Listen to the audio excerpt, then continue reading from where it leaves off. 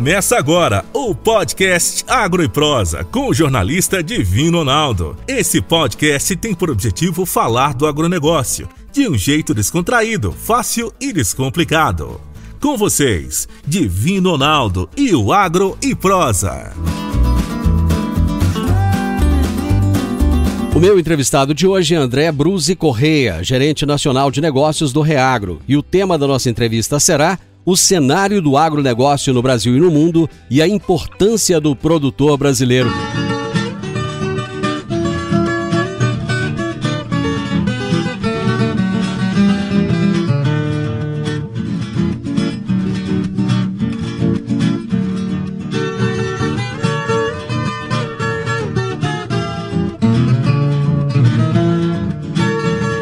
André, muito obrigado por aceitar o nosso convite. Muito obrigado por estar comigo aqui no Morada no Campo. Divino, boa tarde. O prazer é meu. Satisfação estar aí conversando com você, com as pessoas que estão nos ouvindo aí da região toda, na região de Rio Verde. Eu sou de Minas, de Belo Horizonte, mas rodo o Brasil inteiro. Tenho um carinho especial por Goiás. Já rodei de norte a sul. Rio Verde é uma região especial para a gente. A gente tem um parceiro grande aí que é Comigo, que tem demanda para os nossos cursos do Reagro, então o prazer é nosso de estar falando com você, Divino. André, vamos trazer um pouquinho da sua história com o agronegócio. Qual que é a sua formação original? Vamos lá. Eu sou veterinário formado na UFMG, em Belo Horizonte. Depois de formado, eu fui trabalhar em grandes fazendas do norte de Minas, fazendas de 10, 12 mil cabeças de gado de corte. Uma delas teve um grande campeão nacional, o Pradeste, em 92, lá em Uberaba. E uma época muito importante para mim, deu muito conhecimento técnico, uma época muito difícil, mas foi muito importante. Depois desses 4 anos, eu entrei na empresa Alta Genética, empresa holandesa de sêmen bovino, hoje a número 1 do Brasil em venda de sêmen. Foi muito importante para mim, fiquei lá por 11 anos, fui gerente técnico, gerente de marketing, gerente geral. Tenho grandes amigos aí na Alta e no segmento de inseminação artificial nesse país. E depois fui convidado pela Ouro Fino, subi o marketing da Ouro Fino, laboratório lá em Cravinhos, em São Paulo, por 2 anos e meio, mais 2 anos na supervisão comercial de Minas da Ouro Fino. E estou há 12 anos no Reagro, Grupo Reagro em Belo Horizonte, com atuação em nacional, como gerente nacional de negócios, uma empresa que tem prazer de ser sócio e trabalhar, porque entrega muita transformação para o produtor e para o técnico desse Brasil do agro. Minas Gerais traz para o Brasil grandes personalidades, pessoas de grande relevância para o agronegócio e também na política nacional. Bom, mas vamos falar do Brasil como protagonista do agronegócio, o Brasil que para o mundo tem se revelado como grande produtor de alimentos. André, o que mudou nesses últimos 40, 50 anos em que o agronegócio ele era tido como o coitadinho da economia e se tornou esse grande protagonista que é hoje no Brasil e no mundo?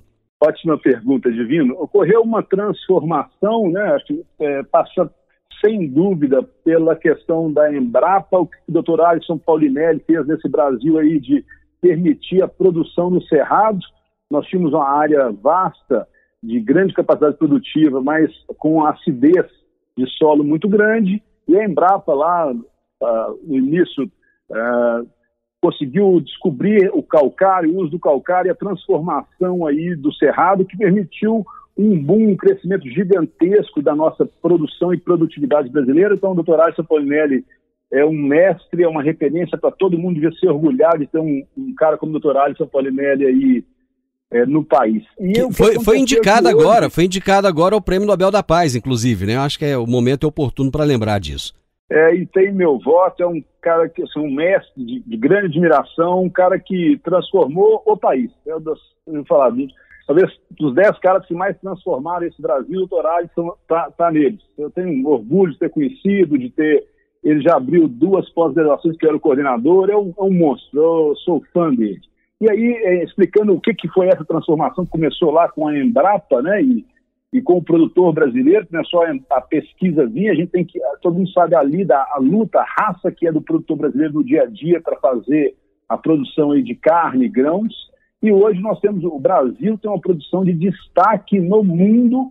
É importante dizer que, em termos de volume de gente, não para de nascer gente, todo dia está nascendo gente no mundo inteiro. Hoje são aproximadamente, dados aí de 2020, 7,8 bilhões de pessoas em todo o mundo. E em 2024, a previsão é de chegar em 8 bilhões de pessoas no mundo inteiro. E aí tem um crescimento também da demanda por alimentos, que essa turma tem que comer, todo mundo tem que comer. E o tanto de comida que se precisa hoje para nutrir, abastecer toda essa população de 7,8 bi, são 2,5 bilhões de toneladas de comida no mundo. E em 2050, isso vai passar para 3,2 bilhões de toneladas de comida. Quer dizer, é muita comida. E a pergunta que vem é, de onde vai vir tanta comida para esse tanto de gente? E uma grande parte dela já vem atualmente do Brasil. O Brasil hoje, por exemplo, ele é o primeiro produtor mundial de suco de laranja, o primeiro produtor mundial de café, o segundo na produção de açúcar no mundo, na produção de soja no mundo, na produção de carne de frango, na produção de carne de boi e o terceiro maior produtor de milho do mundo. E falando também, são dados de produção, falando da exportação, né, porque nós produzimos, uma parte é consumida aqui no Brasil, nós temos um grande mercado consumidor também, a população nossa ela é significativa, o que é importante, né? Nós temos um papel também de exportação, ou seja, auxiliando a contribuir com a produção de comida e a nutrição, a saciedade da fome no mundo inteiro, exportando o que nós não consumimos aqui. Então, o Brasil é o maior exportador mundial de suco de laranja, de açúcar, de café, de soja, de carne de frango, de carne de boi e o terceiro maior exportador mundial de milho. Ou seja, se não fosse o Brasil, com os níveis de produção que nós temos hoje, ia faltar comida no mundo ou a comida no mundo ia ser muito mais cara. Então, o produtor brasileiro tem um papel da importância, aí, não só no que ele está fazendo ali, mas pensando na questão da saciedade da fome no mundo. Nós, cada um que está nos ouvindo aqui, que lida aí no agronegócio, está produzindo leite, está produzindo soja, produzindo milho, está contribuindo não só para o produtor, para o cidadão brasileiro, mas as pessoas do mundo inteiro serem nutridas. Se não tivesse o nosso trabalho, a nossa produção, ia faltar comida, principalmente para os países mais pobres. Então, realmente, eu queria assim, que ficasse muito claro para todo mundo que nos escuta a importância do produtor brasileiro, a importância do Brasil, a importância do produto interno nosso do agronegócio para o Brasil e aí, inclusive, com a questão de segurança alimentar. Nós somos um país que conseguimos produzir praticamente toda a nossa comida. Isso nos dá uma segurança aí muito grande. Eu acho que nessa pandemia isso ficou bem claro, né, André? Que o Brasil ele conseguiu deixar as prateleiras dos supermercados cheias. Logicamente que teve gente que reclamou porque o arroz subiu de preço, porque um ou outro produto acabou subindo, mas nós estamos atravessando a pandemia diferente de muitos outros países que são até melhores ranqueados economicamente do que nós, mas que passam por mais dificuldade por não produzirem a quantidade de alimento que a gente produz, né? Exato, a sua colocação é muito correta. E agora me desculpa quem está reclamando, é porque vai subir mesmo, porque vai faltando, vai faltar. Então, esse é o negócio. Agora, uma coisa muito interessante que você cita, eu gosto muito de uma frase que saiu nos Estados Unidos no início dessa pandemia, que traduzindo seria mais ou menos a seguinte: talvez agora as pessoas percebam que a gente consegue sobreviver sem celebridades, sem jogadores de futebol, mas que nós não conseguimos sobreviver sem o produtor. E para mim isso expressa, acho que parece que as pessoas achavam antes que conseguiam comer celular, comer carro, e agora estão percebendo que não. Ou seja, se não tiver café, leite, pão, carne, arroz, feijão e tudo que a gente come que vem do esforço do produtor rural que está aí ralando no campo e produzindo, e não é uma tarefa fácil, a coisa estava bem mais complicada. Agro e Prosa.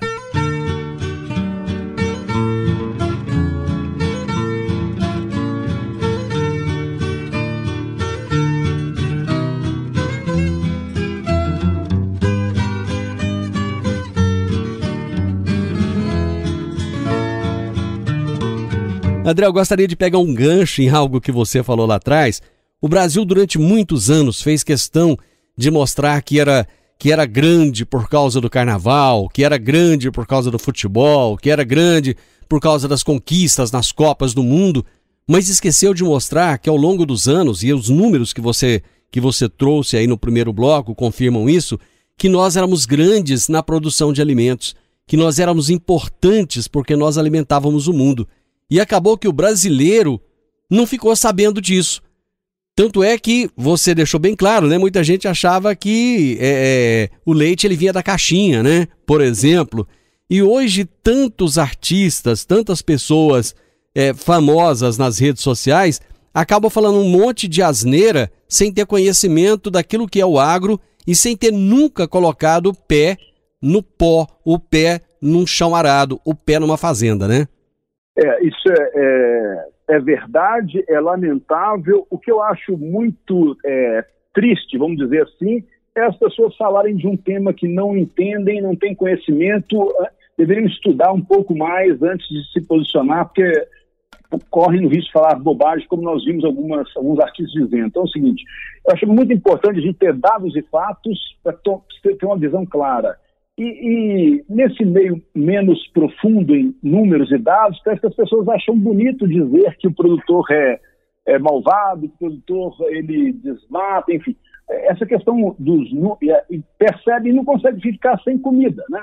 E a questão dos números é muito importante dizer, esse tema também, além da importância que nós citamos aí do agro na produção de comida no mundo, como nós falamos aí na primeira parte, também a questão da importância do agronegócio para o produto interno brasileiro. Nessa questão da pandemia, nos últimos 6 meses, todos os setores caíram. A produção nacional, o produto interno bruto, soma de todas as riquezas que o Brasil produziu, caiu. E praticamente todos os outros segmentos, os serviços, a indústria, todos esses decresceram pela pandemia. E o agro cresceu, ou seja, o agro que é responsável nos últimos anos aí por 20% a 25% de toda a riqueza produzida pelo Brasil, e o restante é indústria, serviços. Então, 1/4 de toda a riqueza que se produz nesse Brasil vem do agronegócio, vem do produtor que está aí ralando, nos ouvindo e produzindo a parte dele com todo o empenho, esforço e competência. Então, nós temos um papel de segurar 1/4 do que se produz nesse Brasil. E é muito importante também, eu queria trazer a questão aí da visão clara dos números da proteção ambiental. O Brasil é um dos países que mais protege as suas florestas no mundo, são dados reais da Embrapa, a empresa brasileira de pesquisa do agronegócio, com os dados da Embrapa territorial lá de Campinas. Inclusive, André, só te interrompendo, esses dados são corroborados pela NASA. Exato. Positivo. Então, assim, primeiro nós temos dados nossos internos, que todo produtor rural precisa ter o cadastro ambiental rural, de lá saíram os dados que nos mostram quanto o Brasil usa de terra para pastagem, para agricultura, para áreas preservadas, e eu quero trazer esses números também para clarear.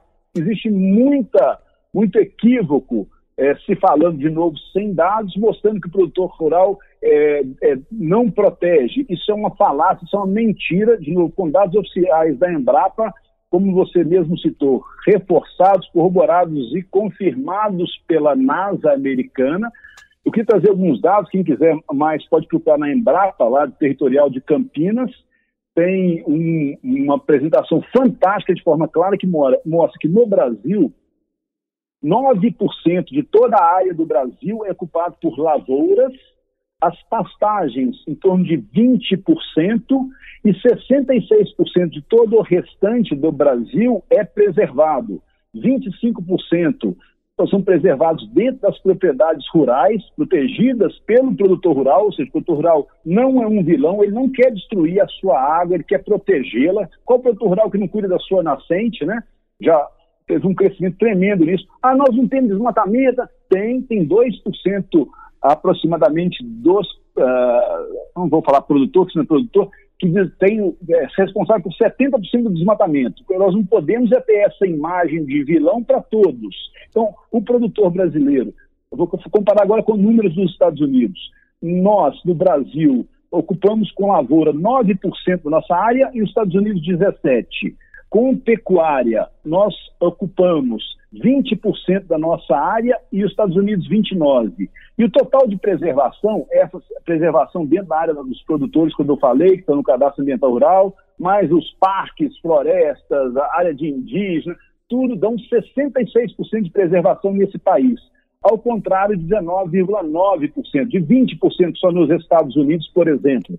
E nós podemos citar vários outros países. Então, é uma mentira, é uma falácia falar que o produtor rural não protege. Ele protege mais do que Estados Unidos, do que Canadá, do que vários países da Europa.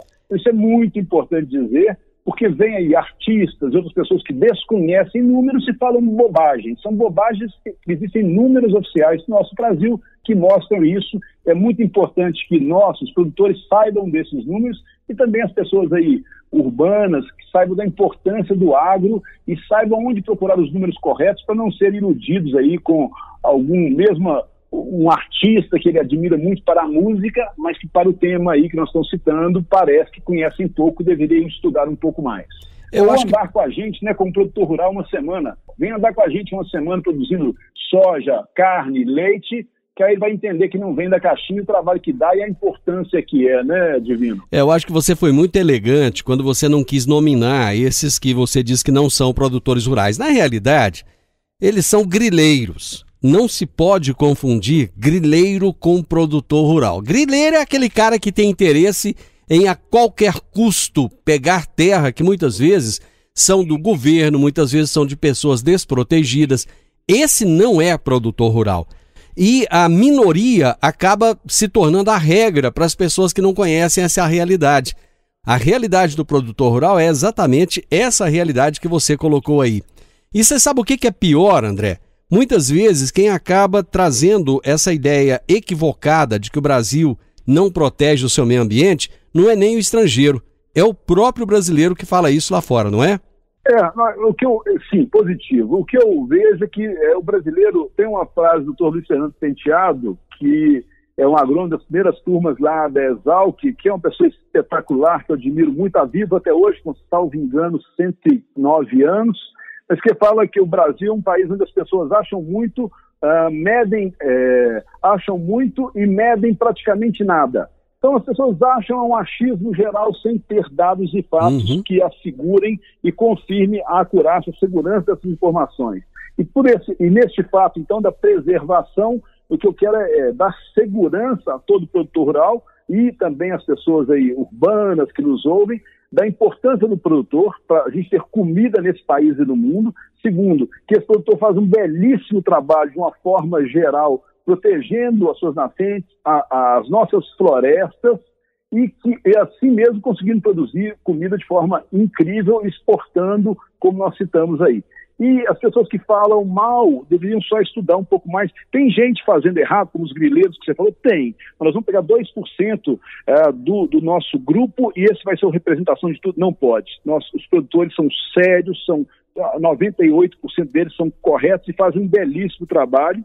É preciso que as pessoas que usam desse trabalho, que comem, todo mundo que come, entenda um pouco mais da importância e não falem inverdades aí só porque ouviram alguém dizendo. Então, sugestão, escutem, vejam, procurem dados que o Brasil é muito eficiente na produção e também na preservação das nossas florestas aí. Agro e Prosa, falando do agronegócio de um jeito descontraído, fácil e descomplicado.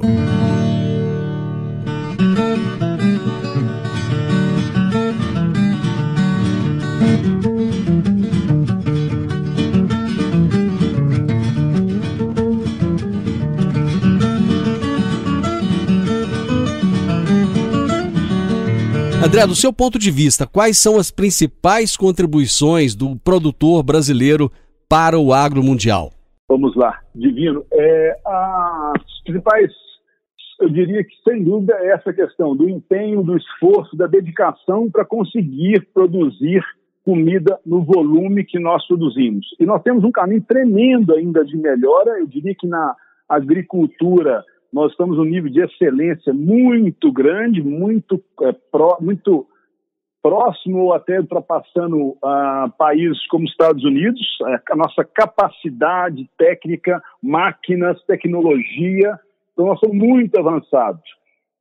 Inclusive, superamos a produção mundial de milho dos Estados Unidos. Enfim, e na questão da pecuária, eu acho que tem muito trabalho pela frente, tem muita oportunidade para a gente aumentar a eficácia, dividir passos, cerca elétrica, intensificação, adubação, com tecnologia, com gestão, avaliando quais são os pontos técnicos que são importantes implementar na propriedade, com gestão, saber quanto custa, vale a pena, gestão de pessoas, que para nós o Reagro é fundamental, ou seja, não adianta os nossos técnicos chegarem e deixar uma receita num caderno numerado para a fazenda, porque tem que ser feito. A gente tem que auxiliar o produtor e o técnico regional. O Reagro sempre trabalha muito apoiando o técnico regional. Nós não entramos na consultoria, nós damos consultoria nas áreas de gado de leite, corte, café e grãos em todo o país. E nós nunca entramos para tirar um técnico de uma propriedade, sempre entramos para auxiliar, somar e conduzir junto com ele, mesmo porque nós não temos braços aí para estar no Brasil inteiro, se não fosse dessa forma aliada, em parceria. O Reagro é um grupo, nós somos 6 empresas, e o que eu acho que é o mais importante é que a nossa essência começa na consultoria. Os nossos técnicos que pisam na terra, têm botina suja, são os mesmos que vão para a sala de aula, agora no online já há vários anos, mostrando aqui que eles conhecem, transferindo tecnologia. A gente não quer segurar nenhuma informação caduca, a gente quer auxiliar o técnico produtor a ser mais eficiente, sabendo o que ele tem que fazer, onde que ele está, onde que ele pode chegar, o que ele tem que fazer para chegar lá e se chegar, qual que é o impacto econômico no negócio dele. Porque tem que dar dinheiro, chegar ao final do dia, final do mês, aquele negócio que a gente sabe que não é fácil, a luta aí de baixo de sol para produzir comida, tem que deixar dinheiro no bolso para ele, para a família, e é possível. Então, o Reagro tem um foco muito grande, não é para usar a melhor tecnologia, o que tem de mais moderno, é para usar o que tem melhor, mais eficiente naquela região, para aquele produtor, para que ele produza de forma eficiente, deixando dinheiro no bolso, com uma alegria, com a satisfação da família muito grande. A gente sempre teve essa preocupação de dentro da fazenda, da gestão técnica de pessoas.